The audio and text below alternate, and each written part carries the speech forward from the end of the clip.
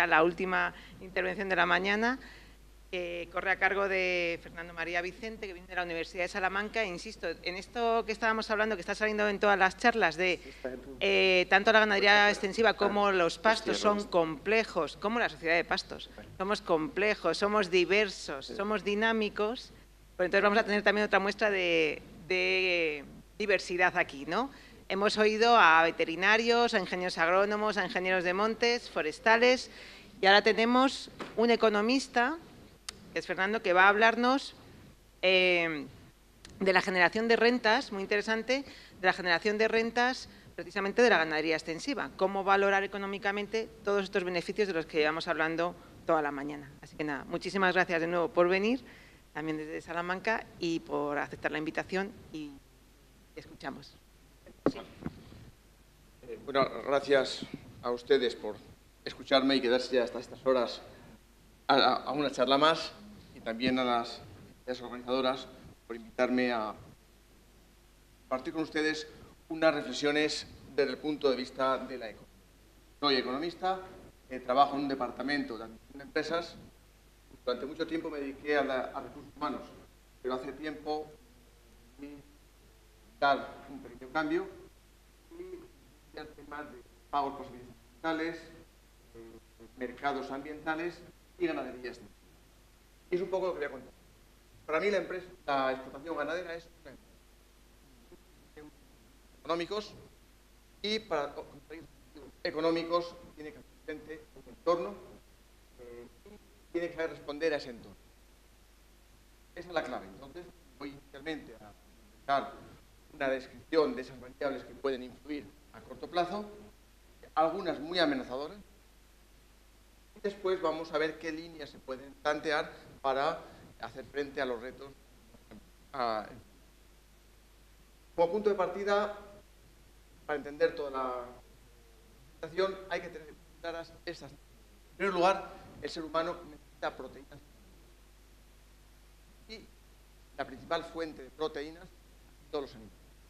Bien, bien que la segunda idea importante es que en el mercado las soluciones eficientes desplazan a las ineficientes. Y en tercer lugar, que el mundo se mueve muy rápidamente. Y en los últimos años los cambios son aún más radicales y tenemos que adelantarnos a los cambios que vienen. Dicho esto, esta imagen que tenemos, que está tomada no hace mucho tiempo en la dehesa salmantina, vemos una muestra clara de esas tres ideas. Realmente el ser humano, en sus estados iniciales, lo que hacía era cazar animales para obtener las proteínas.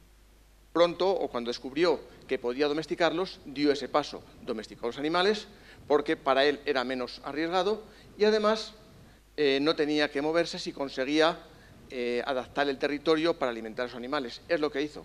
Esto hizo que la caza quedara como una actividad lúdica y la fuente de alimentación fuera la ganadería que cultivaba. Eso permitió transformar el paisaje y hoy tenemos unos paisajes que consideramos muy valiosos. Hoy tenemos un equilibrio ecológico entre animal, pasto y arbolado. Pero nos encontramos con una amenaza muy importante. Hay un desequilibrio económico, la baja rentabilidad de las explotaciones. Si no conseguimos hacer rentables las explotaciones, la ganadería extensiva, y yo voy a hablar sobre todo de vacuno, que es lo que conozco un poco mejor, la ganadería extensiva desaparecerá. Y si desaparece la ganadería extensiva, todo lo que lleva aparejado esa ganadería extensiva, incluido las dehesas. Vamos a comenzar viendo una situación de las explotaciones ganaderas. Primer dato importante es que el tamaño medio de las explotaciones de vaca nodriza anda en torno, a nivel nacional, de unas 60 vacas por explotación. Pero fijémonos que el 71% de los ganaderos tienen menos de 25 vacas y solamente el 3,9% tienen más de 100 vacas. Otro elemento muy importante, de la explotación ganadera salen unos animales con unas características determinadas. pero al consumidor le llega una carne que compra en un supermercado o una pieza cocinada que consume en un restaurante. Falta conexión entre ese ganadero y esa pieza de carne que consume el consumidor. Hay una serie de intermediarios que rompen la comunicación entre consumidor y ganadero que produce esos animales que salen de explotación. Pero si analizamos esto con más detenimiento, datos del año 2017, el valor de mercado de la carne de vacuno fueron 3.200 millones de euros aproximadamente. ¿Cómo se distribuye ese valor? Pues si consideramos que hay 4 etapas, fase de nodriza, cebo, transformación y comercialización, vemos que realmente al sector de vaca nodriza le corresponde aproximadamente el 15%. Cebo, transformación y comercialización ya una parte muy superior. Esto tiene importantes implicaciones territoriales. Si observamos dónde está el sector de vaca nodriza, vemos que es en Castilla y León, Extremadura y Andalucía, 57%. Pero si nos fijamos en el cebo de animales, observamos que Cataluña tiene un número de animales menores de 12 meses muy superior al número de vacas nodrizas. Algo así como 5 animales por vaca. Mientras que Extremadura tiene 0,5 animales de menos de 12 meses por vaca. ¿Eso por qué es? Simplemente porque se ceba en otras comunidades. Y si analizamos el sacrificio de animales menores de 12 meses, vemos que Cataluña sacrifica el 34% de los animales menores de 12 meses. Claro, eso quiere decir que las rentas van a ir a los lugares donde se realizan las actividades fundamentales. Las zonas donde se crían los terneros, donde nacen los terneros, reciben unas rentas muy bajas. Y esto nos lleva a analizar las rentas de un titular de una explotación ganadera. Y observamos que si analizamos esas rentas, el 15% corresponden a los beneficios empresariales. El 77% son subvenciones especializadas o vinculadas a los pagos directos. Y el 15% son subvenciones vinculadas a desarrollo rural, medio ambiente y mejora de competitividad. Pero aquí tenemos un pequeño problema. Primero, baja rentabilidad empresarial de las explotaciones. Segundo, estas explotaciones, estas empresas, tienen una fuerte dependencia de las subvenciones y existe una mala conciencia hacia las subvenciones, porque se considera que están mal distribuidas y generan comportamientos ineficientes. Este es el punto de partida. ¿A qué retos nos enfrentamos en el siglo XXI? Primero es el consumo de carne.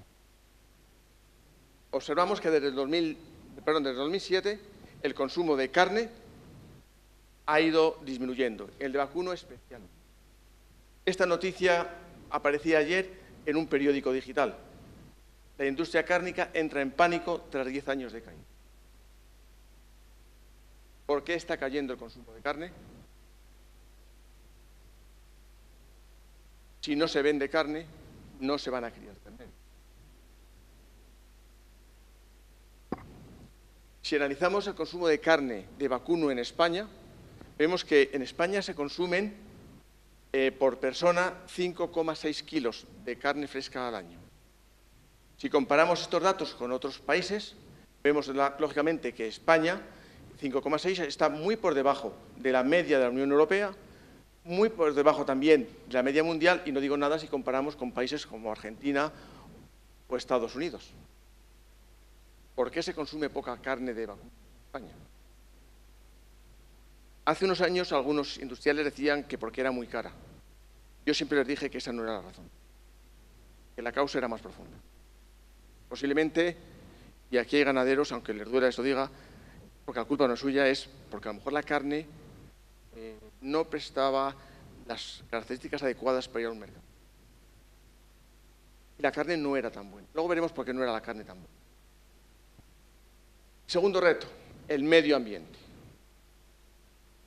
Esta fotografía es la portada de un informe de la FAO en la que pone de manifiesto los fuertes perjuicios para el medio ambiente de la ganadería extensiva, tanto sobre el agua, sobre la diversidad biológica, sobre la atmósfera, y junto a esos estudios científicos que pueden ser más o menos rigurosos, pueden tener más o menos errores, pero que se pueden discutir, está el papel de las redes sociales.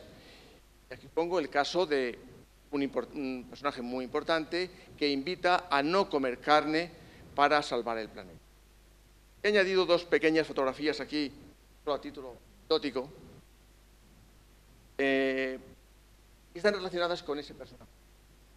Resulta que él dice que no se contamine, pero él en sus desplazamientos utiliza un Falcon 7X que consume algo así como 1000 litros de queroseno cada 100 kilómetros, o hace unos años, como era muy defensor del medio ambiente, necesitaba un coche, un híbrido para desplazarse, y ese coche tenía que llegar desde Japón o en barco o en avión. Decidió que fuera en avión. Si se hubiera ido en barco hubiese tardado 3 meses más, pero con el ahorro de emisiones ese coche hubiese podido dar la vuelta al mundo 6 veces. Es solamente para decir que, bueno, las redes sociales influyen, obviamente, pero también hay que estar preparados para luchar contra lo que dicen las redes. Vayamos al mercado mundial. En el mercado mundial, ¿con qué nos encontramos? Hay grandes productores y nos encontramos que este mercado mundial cada día está más globalizado, cada día es más difícil plantear restricciones a importación, cada día es más difícil establecer subvenciones a la producción, aunque sí se van a permitir ayudas a la conservación del medio ambiente siempre que se demuestre. Y dentro de este mercado, quienes obtengan o quienes tengan una ventaja competitiva podrán competir bien. Y quiero llamar la atención del volumen de producción de Estados Unidos y de Brasil. Claramente son los dos principales productores. Y hay un tercer país que a mí me llama la atención, que es Australia, que posiblemente ha sido un país que ha sabido hacer muy bien las cosas. Australia es un gran productor de carne, pero muy distante de Estados Unidos.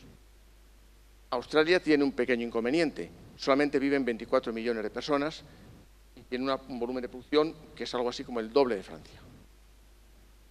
¿Qué ha sabido? Ha sabido conquistar los mercados mundiales. De hecho, es el primer exportador de carne del mundo, primero o el segundo. En el año 2014, esta fotografía es del 2014, era el primero. En el año 2017 se ha quedado el segundo, pero muy próximo a Estados Unidos. ¿Qué es lo que ha hecho Australia? Vender sus productos con una marca de calidad. Se ha dirigido a los mercados con mayor poder adquisitivo, con un producto de alta calidad, y ha sabido vender ese producto. ¿Y para ello qué ha hecho? Ha hecho trabajar juntos a productores de diferentes especies, de vacuno, ovino, caprino, y también a investigadores y centros tecnológicos, para buscar entre todos una solución. Ellos han sabido llegar a ese mercado. De hecho, sus principales compradores son Estados Unidos y Japón, y ahora, y ya veremos qué estrategia han seguido, están entrando con mucha fuerza en China, porque es un mercado emergente con unas grandes posibilidades. Luego veremos qué han hecho. Esos son los mercados actuales. No va a haber grandes cambios o los cambios van a ser muy lentos. Pero aquí traigo la fotografía de un señor que, aunque pregunto que si es un profeta, no era un profeta, fue simplemente el primer ministro del Reino Unido. Y este señor se hizo una pregunta: ¿para qué vamos a producir pollos si a mí lo que me gusta es comer el muslo del pollo? Es más eficiente producir muslo y no pollos. Y dicho esto, claro, él dijo esto en el año 1934. Han pasado unos cuantos años. ¿Y con qué nos encontramos ahora? Bueno, nos encontramos que hay una empresa, como es esta, que vende un producto que está hecho con fibras vegetales, que huele a carne, sabe a carne y tiene la textura de la carne. Y si vais a Estados Unidos lo podéis encontrar en los supermercados junto a la carne picada, junto a las hamburguesas. Y lo podéis encontrar en muchos comedores de universidades americanas, etc. Esta empresa fabrica este producto, aporta un dato importante. Para conseguir este producto consigue un ahorro de agua del 99%, un 93% de uso de tierra, un 90% de ahorros de gases de efecto invernadero y un ahorro de energía del 46% frente a la hamburguesa tradicional. Y además nos dice que tiene ventajas para la salud porque no tiene colesterol, evita el sacrificio y el maltrato animal, evita emisiones y cuida el planeta. Datos de esta empresa. Esta empresa se creó en el 2009. Obtuvo su primer producto, pudo estar 4 años sin producir bienes, en el 2013. En el 2014 tenía 400 puntos de venta. En el 2018, en Estados Unidos tiene unos 20.000 puntos de venta, 10.000 restaurantes y 10.000 supermercados más o menos. Y este mismo año ha iniciado una política de expansión a 50 países, entre ellos España. En España ya se puede encontrar este producto. ¿Quién está detrás de este producto? Seguro que todos lo conocen, Bill Gates. Y últimamente, inversor, también otra persona conocida, Leonardo DiCaprio. Además, los dos alaban las características de este producto. Este es el ejemplo de otra empresa. Esta empresa no se basa en la utilización de fibras vegetales. Esta lo que va a hacer es fabricar carne. Carne en un laboratorio. La primera hamburguesa se fabricó o se obtuvo en el año 2013.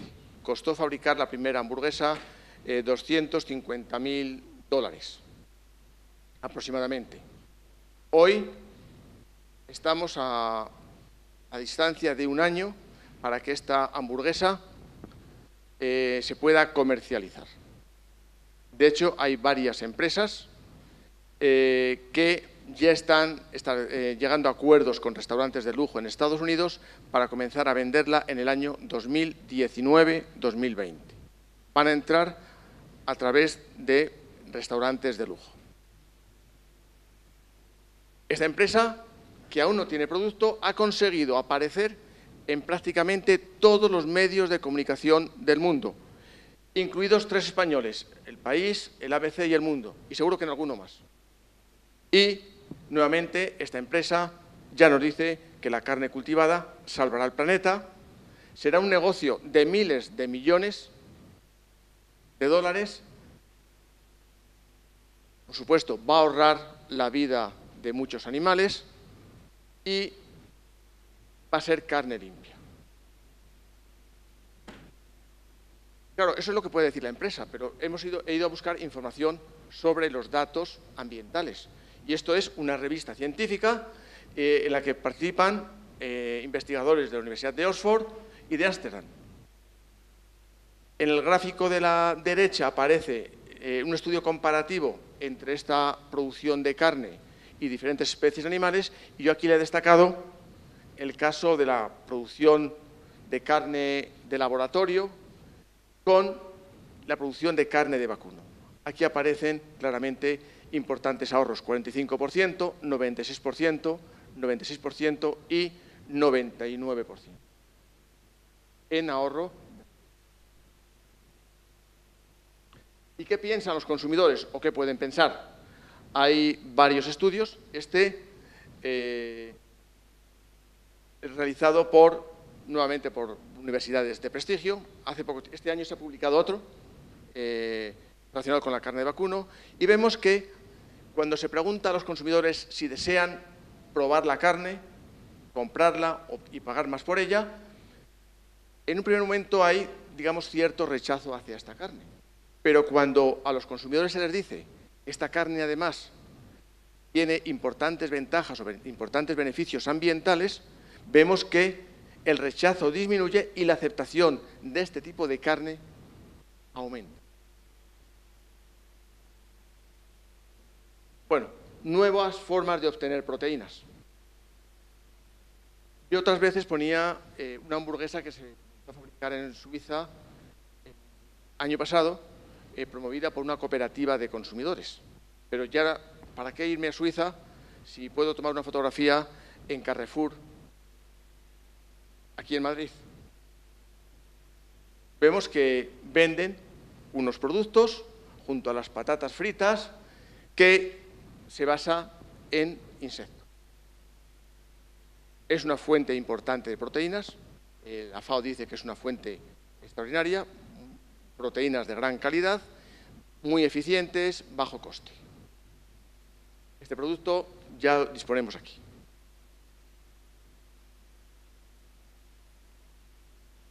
Bueno, ¿y qué podemos hacer ante todo esto? Vemos que nuestras explotaciones son pequeñas, tienen unas rentas muy bajas y se enfrentan a unas nuevas situaciones. ¿Qué se puede hacer ahora? Bueno, en empresa habitualmente hablamos de dos estrategias: estrategia de liderazgo en costes o estrategia de diferenciación de productos. Liderazgo en costes quiere decir que producimos lo que los demás, pero a un precio inferior. Y diferenciación de productos es que podemos vender un producto que los consumidores perciben como diferente, como mejor, y se puede vender a un precio superior. Lógicamente, la primera estrategia yo la descartaría. No voy a poder competir en precio, ni con otros países, ni con los nuevos competidores. La estrategia que creo que queda posible es diferenciación de productos. Pero veamos ahora qué líneas de actuación caben. Yo he enumerado 5, hay muchas más, pero voy a hacer referencia a estas 5. Voy a detenerme fundamentalmente en 2 y las otras, pues simplemente un pequeño comentario. La primera importante es dirigirnos a aquellos productos que tienen mayor valor añadido. Voy a hacer una pregunta. ¿Cuántos de ustedes han ido hace poco tiempo a La Rioja o a la Ribera del Duero? ¿Nadie? Sí, bueno. Y si vais allí y queréis traer un regalo a un amigo, ¿qué le traéis? ¿Un racimo de uvas? ¿Le dais una botella? ¿Por qué? Si analizamos un poco la historia del vino en España, nos puede ilustrar. España, en los años 60, era el país que tenía mayor variedad de uvas y mayor superficie de viñedo del mundo, pero no teníamos ningún papel en el mercado del vino. Se vendía todo a granel y de mala forma. Fue a partir de los años 80 cuando comenzaron a elaborarse vinos. Se comenzó a investigar, se comenzó a ver qué querían los consumidores de otros lugares del mundo y se empezó a hacer un vino con unas características determinadas. Eso lo promovieron unas cuantas bodegas. Esas bodegas a lo mejor no tenían volumen suficiente para vender. ¿Qué es lo que procuraron? Lo que procuraron fue agrupar a otras bodegas que quisieran hacer un vino similar. Así llegamos a las denominaciones de origen, etc.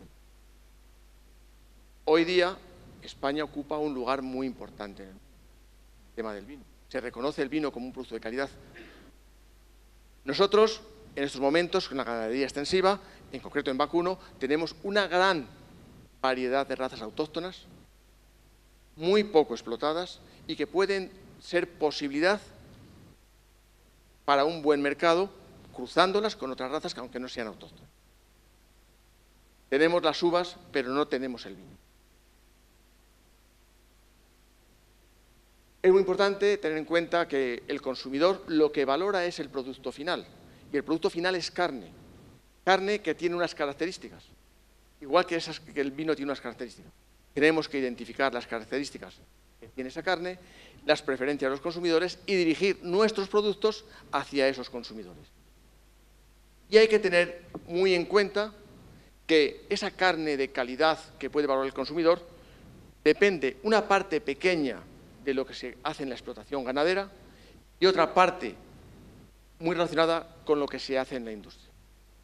Pero las dos partes tienen que estar unidas. Las dos partes tienen que añadir valor al producto. Tiene que haber una buena sincronización. Y algo más importante para llegar a los consumidores. Bueno, pues hay que tener capacidad de ofrecer productos homogéneos, estandarizados, porque hay algo muy importante. Imagínense que ustedes van a comer a un restaurante, a un sitio determinado. Les encanta la carne. Al día siguiente tienen una visita y quieren quedar bien con esa visita. Y les llevan a ese restaurante que una semana antes o 15 días antes le ha dado una carne maravillosa. Piden a mí una carne, no se parece en nada a la anterior. ¿Volverían a repetir en ese restaurante? Tenemos que conseguir que los productos sean homogéneos y una calidad homogénea. Con pequeñas explotaciones es difícil, salvo que sepamos coordinarnos. Este problema me lo planteó por primera vez una sala de despiece que hay en Burgos, que compra la carne fundamentalmente en Polonia y abastecen a restaurantes de prácticamente toda la costa española. Y yo les pregunté, ¿por qué no compráis carne de Salamanca? Y me dijeron, ya tuvimos problemas una vez y no queremos repetir. Y bueno, algo muy importante, podemos vender lo que se llaman hoy día, o que los de marketing llaman vender experiencias. Podemos vender que los ganaderos contribuyen a la sostenibilidad del entorno. Podemos vender que podemos conseguir menos emisiones si se vende en mercados de proximidad. Podemos vender seguridad alimentaria. Y habría aquí más cosas. Podríamos utilizar las redes sociales. Y si yo picara este enlace, no lo voy a hacer porque, como andamos mal de tiempo, veríamos el primer anuncio que utilizó Australia para vender carne. Y utilizó a un actor muy importante, en concreto el protagonista de Parque Jurásico, y cuenta cómo el hombre baja del árbol y empieza a comer carne roja, y a medida que va comiendo más carne roja, se vuelve más guapo, camina más erguido y más inteligente. Y acaba diciendo, come carne roja 4 veces a la semana por lo menos. Es un anuncio del 2007. Todos los años han sacado algún anuncio. También hay que explorar nuevas cadenas de distribución comercial. Hace unos años toda la carne se vendía en carnicerías. Hoy día se vende mucho más en hiper y supermercados. Y hay una fuente de comercio, un canal de distribución que está muy poco estudiado.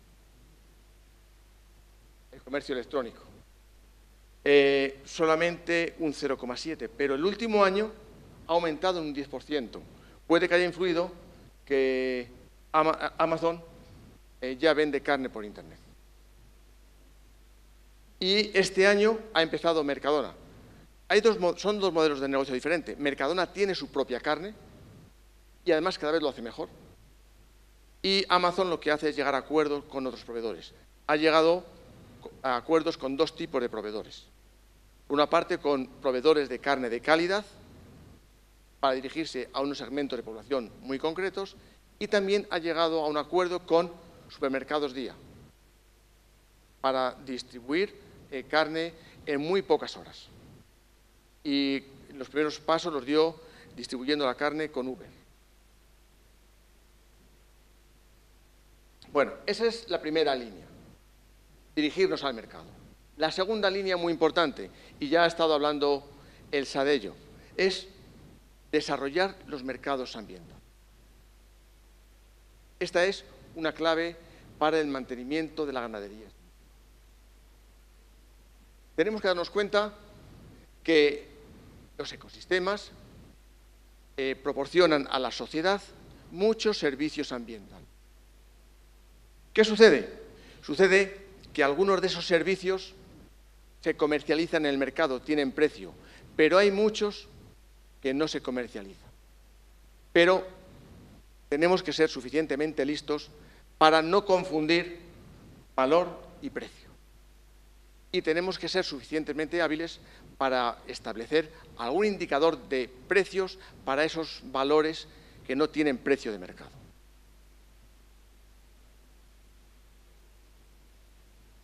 Y un buen ejemplo sería pensar que la red Natura, según un estudio que se realizó ya hace 8 o 10 años, proporciona cada año a la sociedad algo así como 223.000 millones de euros cada año. Muchos de estos bienes son bienes públicos que no tienen precio.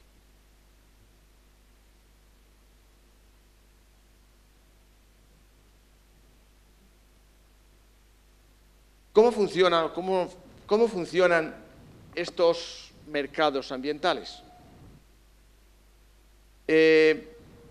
Esta línea roja que yo he dibujado aquí, bueno, pensemos que cualquier explotación ganadera proporciona unos bienes que tienen un valor comercial y otra serie de bienes, servicios ecosistémicos que no tienen ese valor comercial. La línea roja lo que nos da es la curva de posibilidades de producción. Sabemos, economistas decimos que la parte que nos interesa siempre es la parte decreciente que tenemos aquí. Nos vamos a mover siempre en esta parte. Es donde se encuentran soluciones más eficientes. Todo lo que está por debajo de esta curva son situaciones posibles. Posibles pero ineficientes.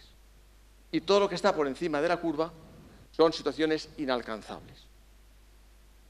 Supongamos el caso de una explotación ganadera que tiene un nivel de producción como X. ¿Cuántos servicios ambientales va a producir? Lo óptimo sería que llegara al punto C, que es lo que le iba a demandar la sociedad. Pero lo normal es que esa explotación ganadera no se quede en el punto C, sino que se quede en el punto B. La asignación es claramente ineficiente. ¿Cómo podríamos conseguir? ¿Y por qué se queda en el punto B? Simplemente porque el ganadero, para recibir las subvenciones o para mantener abierta la explotación, le van a obligar a realizar una serie de prácticas de conservación del territorio. Y entonces va a hacer todo aquello que le obligan. Pero no va a hacer nada que no le obliguen. Entonces, si nosotros queremos que este ganadero que tiene estas obligaciones llegue a este punto C, lo que tenemos que hacer es crearle un incentivo. Un incentivo para que preste esos servicios a la sociedad. Pero, lógicamente, no lo va a hacer gratis. Habrá que compensarle por ello. Y este es un poco el esquema que estuvo explicando antes Elsa. Si nosotros partimos de una situación actual, vemos que el ganadero puede obtener una serie de beneficios marcados en verde y proporciona a la sociedad otra serie de beneficios en rojo. Si nosotros cambiamos la forma de actuar de ese ganadero, podemos conseguir que incremente los servicios que recibe la sociedad. Claro, él tiene que soportar un coste. Ese coste, para ello, supone una pérdida de rentas o supone un esfuerzo por el que no le van a retribuir. Si nosotros vemos que ese incremento de valor social es superior al coste que tiene para el ganadero, quiere decir que existen posibilidades de financiación. Habrá que encontrar los mecanismos de financiación. Y mecanismos hay. Por una parte tenemos los pagos públicos que tenemos ya establecidos, la PAC. Podemos vincular la PAC a los servicios ambientales que prestan los ganaderos. Pero no tenemos que olvidar que existen otros muchos mecanismos que pueden financiarse con fondos privados. Los pagos por servicios ambientales pueden ser un instrumento para canalizar las subvenciones de la PAC, que es el caso que nos planteaba antes. Pero los pagos por servicios ambientales en algunos lugares se han utilizado por instituciones privadas que financian a agricultores para que no deforesten el territorio. Por ejemplo, grandes empresas hidroeléctricas pagan a los ganaderos para que no estropeen los bosques y no haya desprendimientos de tierra que luego van a colmatar pantanos. o las poblaciones que reciben el agua de esos pantanos pagan a los titulares de explotaciones en el nacimiento de las cuencas para que no perjudiquen la calidad del agua. Luego, hay mecanismos privados. Y aquí he planteado unos cuantos. Simplemente los enuncio y siempre se pueden comentar luego más adelante. Veamos la tercera línea de actuación, que va a mezclar un poco lo anterior. Una pregunta. ¿Cuántos de los que están aquí, ahora ya que estamos casi en Navidades y estamos en periodo de reflexión, han enviado una carta o alguna carta a lo largo de todo el año? Bueno, y unos cuantos sí. ¿Cuántos WhatsApp habéis enviado? ¿Cuántos en la última mañana? Incluso estando aquí. Claro, ¿qué sucede? Las nuevas tecnologías han llegado y están entrando en nuestra vida sin darnos cuenta. He puesto el caso del WhatsApp, pero la tecnología está llegando a todo. Y, bueno, esto que pongo aquí es el nombre de un proyecto que estamos trabajando. Es un grupo operativo, fuimos a la primera fase en el mes de abril, que salió la convocatoria, nos concedieron, damos la memoria y ahora iremos el próximo año a la segunda fase. Este grupo operativo está formado por una asociación de ganaderos, UABAN, que agrupa a unos 9.000 ganaderos de toda España, la Universidad de Extremadura, la Universidad de Salamanca, también está vinculado Itacil, y dos empresas importantes. Una es de Geus, que es la principal comercializadora de pienso de España, es una multinacional holandesa, se implantó en España hace unos años y hoy día es la primera o segunda. Y también Zoetis. Bueno, ¿y qué pretendemos hacer con todo esto? Yo he dicho que los ganaderos no tienen conexión con los consumidores, o al revés. Pero imaginemos todos los ganaderos de una comarca, o todos los ganaderos de España, si queremos. ¿Qué relación tienen con los consumidores? ¿Qué relación tienen con los carniceros que venden la carne? Hay muchas relaciones, pero son relaciones que nosotros consiguiéramos visualizar todas esas relaciones, podríamos conseguir que fuera la asignación de recursos más eficiente y posiblemente consiguiéramos que las explotaciones fueran más. Para ello, lo que estamos planteando es aplicar las nuevas tecnologías a la cadena de valor de vacuno, la blockchain. Esta es una de las nuevas tecnologías. La blockchain es la base tecnológica en la que se basan las criptodivisas, los bitcoin. ¿Y por qué se caracterizan? Esta plataforma se caracteriza porque es una tecnología que permite gestionar los datos de una forma segura, transparente y descentralizada. Para que veamos la forma de ver tradicionalmente la cadena de valor de vacuno. Nos encontramos que el ganadero vende su carne generalmente ni siquiera a un matadero, a un intermediario. Ese intermediario la lleva al matadero, el matadero a la sala de despiece, de ahí a la carnicería o al supermercado. Por lo general, los contratos se producen entre eslabones muy próximos de la cadena de valor y por lo general la información de unos no llega a eslabones muy alejados. Quizá los únicos que tengan la mayor información, pero se la guardan para ellos, sea la administración pública.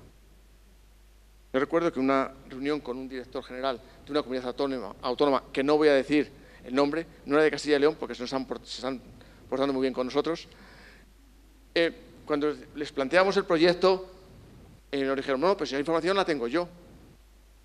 Y dije, sí, pero a mí no me sirve que la tengas tú, ni a los ganaderos tampoco. Lo que queremos es que esa información la tenga el mercado y que el mercado valore la calidad del producto, que el mercado valore el poco uso de antibióticos, que el mercado valore las hectáreas que están gestionando. Entonces, ese es el modelo tradicional. Lo que se plantea con la blockchain es que la información fluya entre todos los individuos de la cadena de valor. Para que os podáis hacer una idea, y permitidme que os tutee. Imaginaros un gran libro de contabilidad, pero no de una empresa, sino de todos los sujetos que participan en la cadena de valor. Y que toda esa información se está cruzando constantemente. De forma que, cuando se cruza la información y se detecta que hay un error, automáticamente salta. Que cuando alguien quiere engañar, como la información se va a cruzar, automáticamente te llama mentiroso. Y si lo haces bien, el premio. ¿Qué estamos consiguiendo? Estamos consiguiendo poner en contacto a todos los individuos con información veraz, que es muy importante. De esta forma, ¿qué estamos consiguiendo? Crear confianza entre los agentes de la cadena de valor. Este sistema está pensado para facilitar los acuerdos entre aquellos sujetos entre los que no tiene por qué haber confianza. Veamos la aplicación. Sabemos que el sistema, los ganaderos están por una parte, la sociedad está por otra. Sabemos que hay dos mercados. El mercado de la carne, el mercado de bienes que tienen precio y el mercado de los servicios ambientales. Si nosotros conseguimos crear esta plataforma podía recoger información de todos los mercados y hacerse llegar a todos los usuarios de esta cadena de valor. Veamos un ejemplo. Y además, este ejemplo queda muy bien porque creo que Carrefour ha empezado a anunciar algo parecido esta semana. Nosotros esto ya lo habíamos contado antes, pero ellos han empezado a trabajar mucho antes que nosotros. Imaginad que vais a un supermercado y hay una pieza de carne que os gusta, tiene su código QR o su código de barras, ponéis sobre ese código de barras vuestro smartphone y lo primero que os sale es una imagen de la explotación. Y seguís pulsando y os sale esta información. Datos sobre la raza, el sexo del animal, el sistema de cebo que se ha empleado, las prácticas de bienestar animal, tratamientos veterinarios que ha tenido ese animal, kilómetros recorridos por la carne, forma de procesar la carne y además nos da información sobre dónde está la explotación, qué actividades ha puesto en marcha ese ganadero para mejorar la explotación, por ejemplo, para evitar incendios, para mejorar la calidad del agua, del suelo. En resumen, identificar los servicios ambientales que ha realizado ese ganadero. Imaginaos que incluso podemos hacer algo más y ponemos debajo, ¿cree usted que esto es valioso? ¿Estaría dispuesto a pagar 10 céntimos más a este ganadero por esta pieza de carne? Solo tiene que pulsar un botón y le llegará el dinero. O que le decimos, si este lugar le parece tan maravilloso, ¿quiere ir a visitarlo? En esta zona tenemos un alojamiento rural, tenemos hoteles y organizamos actividades para conocer este entorno tan maravilloso.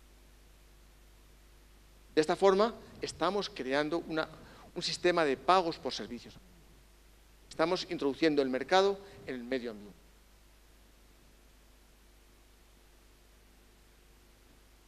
He dicho que tampoco somos originales.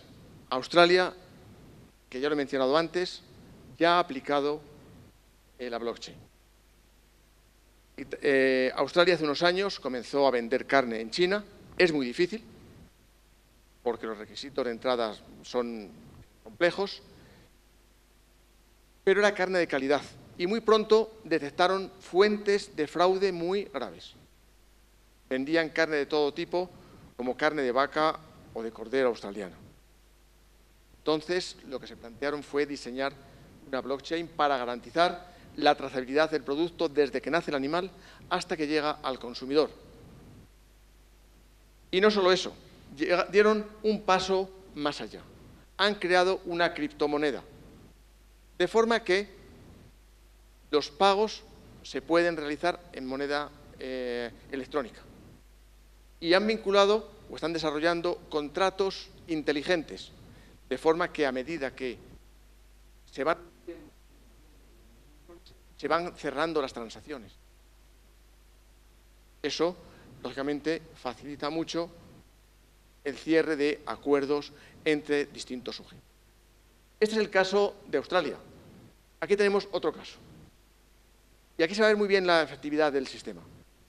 Este se ha patentado este año, lo iniciaron Walmart y IBM, pero luego se han unido todas estas empresas.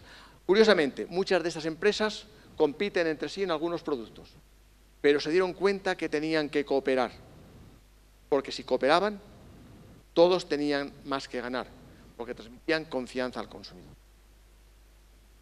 La blockchain que han creado ellos tiene capacidad para controlar toda la trazabilidad de más de 1 millón de productos.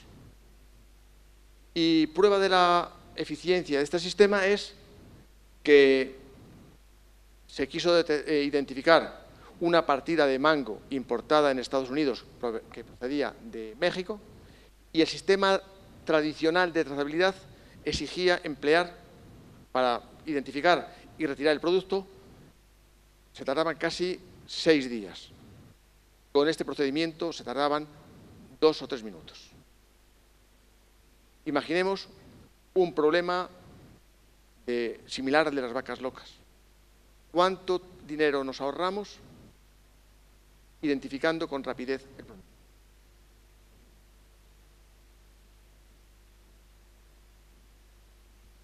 Bueno, esas son las 3 líneas fundamentales que quería destacar. Voy a mencionar otras 2 que son muy importantes.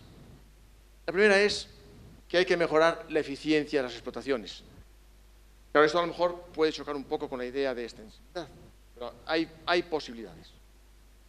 Si nosotros mejoramos la eficiencia de las explotaciones, vamos a reducir las emisiones, pero también vamos a conseguir producir más carne por menos dinero, con menores costes. Y hay varias líneas de actuación, mejorando las tasas de fertilidad, mediante mejoras en la nutrición y sanidad de los animales, y también diseñando un sistema de cebaderos adecuado. En el proyecto que estamos trabajando nosotros, la idea es que las explotaciones ceben en la propia explotación los terneros, en cebaderos pequeños. Evitar la necesidad de trasladar animales a grandes distancias, evitar el uso de medicamentos que se requieren para llevar a un animal a un cebadero grande. Entonces, todos esos son elementos que pueden influir en la rentabilidad de las explotaciones. Y luego hay otra que es a través de temas genéticos. Hay otro grupo operativo, que es GESBAC, que está trabajando este tema. Se puede predecir la productividad de cada animal, el tipo de carne que va a dar, a través de estudios genéticos.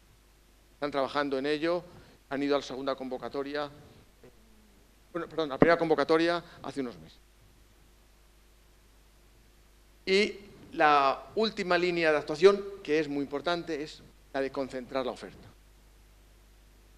Hemos dicho que la explotación media en España es de unas 60 vacas. ¿Qué poder de negociación puede tener un ganadero frente a Mercadona?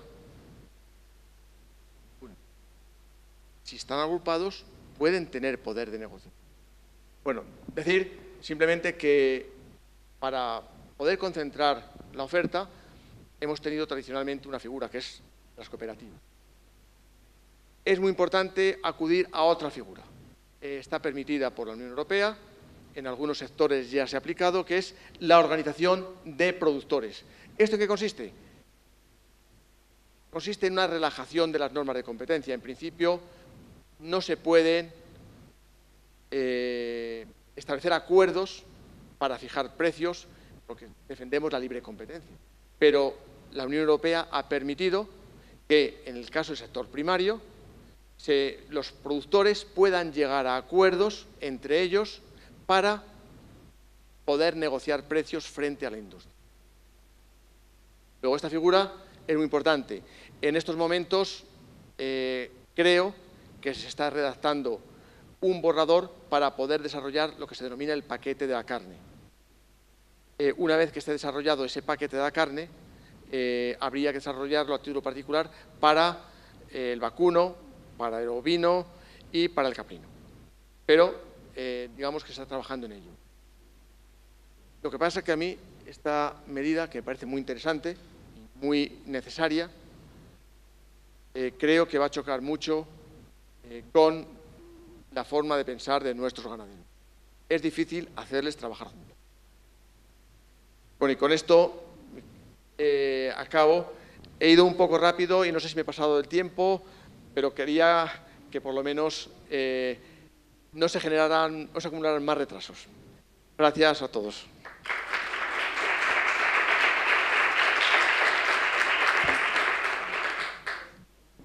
Yo creo que, aunque es muy tarde, pero tenemos tiempo para un par de preguntillas rápido.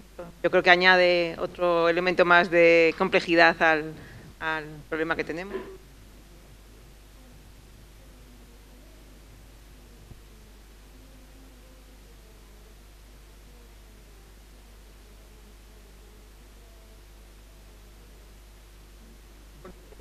Sí. Bueno, para comercializar algunos países, se requieren unas pautas particulares. Entonces, los mataderos que quieran exportar a esos países tienen que sacrificar a los animales siguiendo esas pautas. ¿Qué es lo que suelen hacer? Suelen venir de los países de destino a ver cómo se está sacrificando para poder autorizar luego la importación, el consumo de esa carne. No lo conozco mucho, pero vamos, por ejemplo, allí en Salamanca, en Zamora, hay un matadero que está certificado para este tipo de carne.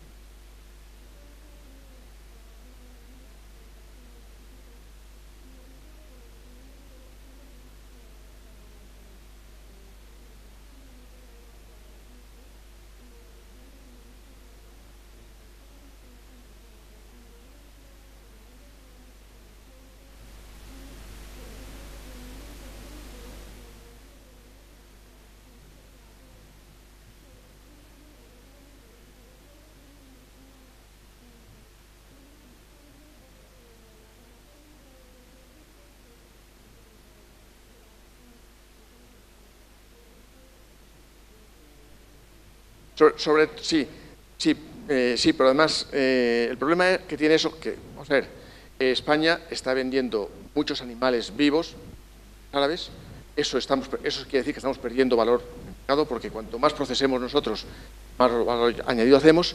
En el caso de ese tipo de sacrificio, creo que tiene un pequeño problema y es la forma de sacrificarlos, porque no permiten aturdimiento. Claro, hagamos publicidad de esto y digamos a las sociedades animalistas cómo sacrifican los animales que se sacrifican con ese rito.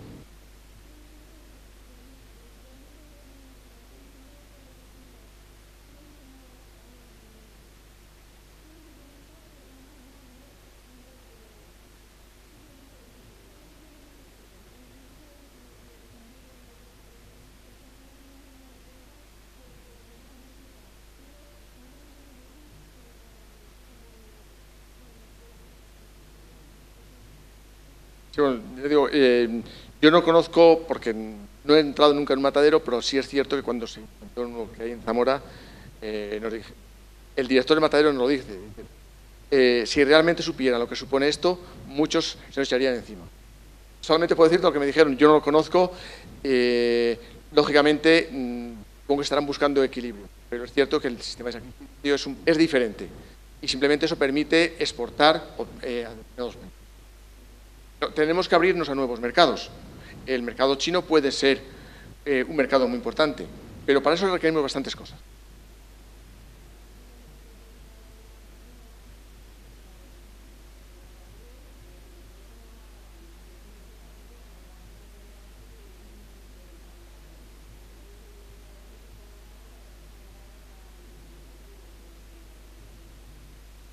Bueno, el tema ese concreto no lo conozco, pero sí que me lo comentó el director de un matadero. También es cierto que a lo mejor era cuando ellos estaban probando y las cosas no les salían tan bien como ellos querían, pero en principio decían que era bastante más cruento, más que el sistema que ellos utilizaban tradicionalmente.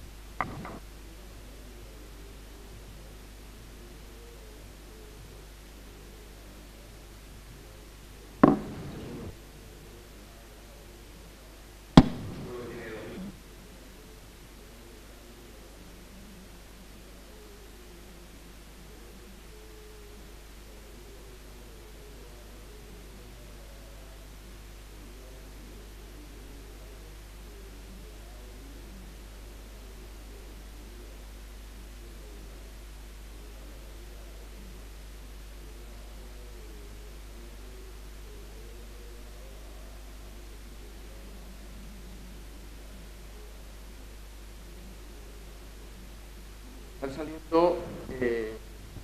estado saliendo varios barcos a la semana con más de 4.000 animales en cada barco. Claro, estamos sacando animales vivos. ¿Qué quiere decir? Que el valor añadido no queda aquí. Si fuéramos capaces de llegar a mercados que valoran el producto final, ¿qué estaríamos haciendo? Estaríamos creando riqueza en ese territorio. Yo creo que la apuesta de España debe ser dirigirse a mercados que valoren un producto de calidad y poder llegar a él. Tenemos mucho camino que andar desde el punto de vista empresarial. Eso es un elemento importante.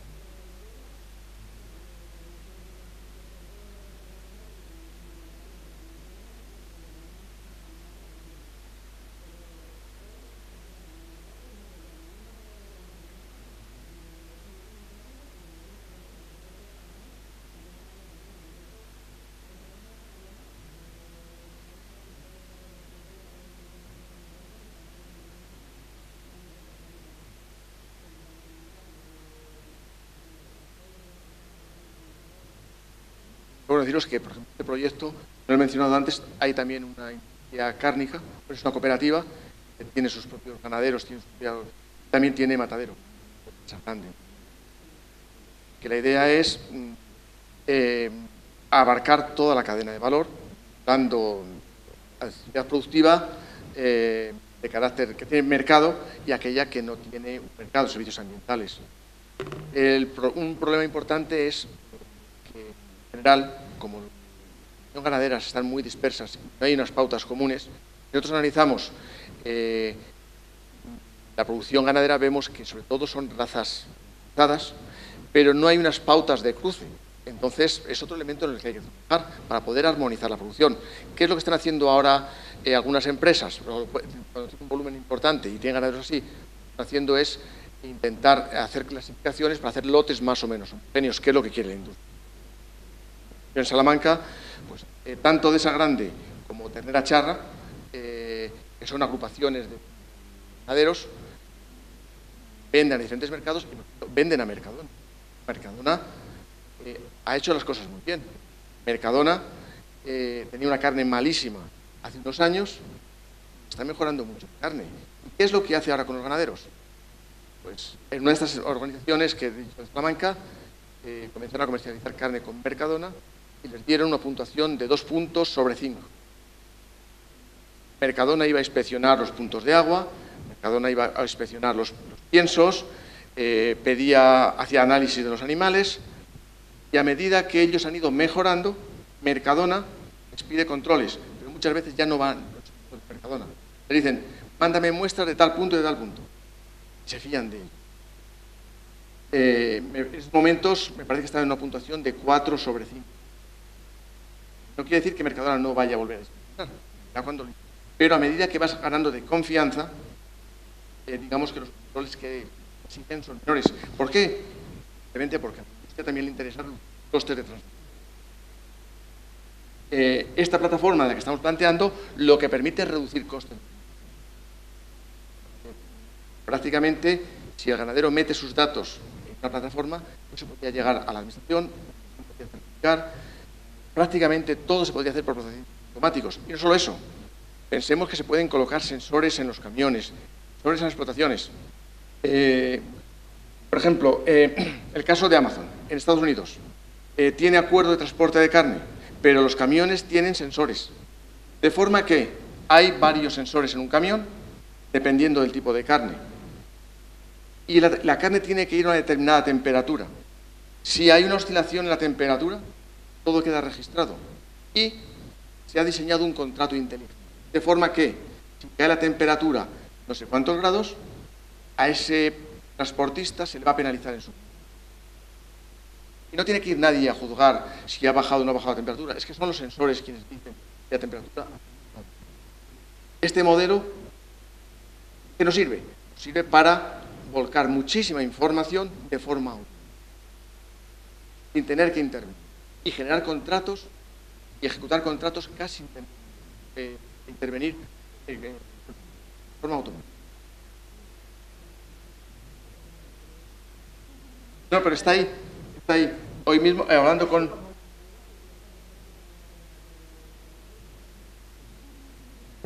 Sí, pero como ganadera, ¿te imaginabas que dentro de un año vas a tener aquí estas hamburguesas vegetales que saben a carne? Pero claro, pues ya te digo, ya en España ya han abierto... Sí. Ana, yo estoy segura de que tú vas a ser una de las pioneras en todas estas cosas. Es muy tarde, así que vamos a parar aquí. Si queréis, vamos a intentar volver a la sala en 50 minutos. ¿Somos capaces? ¿Una hora? ¿50 minutos, una hora? Porque ya llevamos un paso más que considerable. Así que nada, muchísimas gracias a todos y seguimos esta tarde.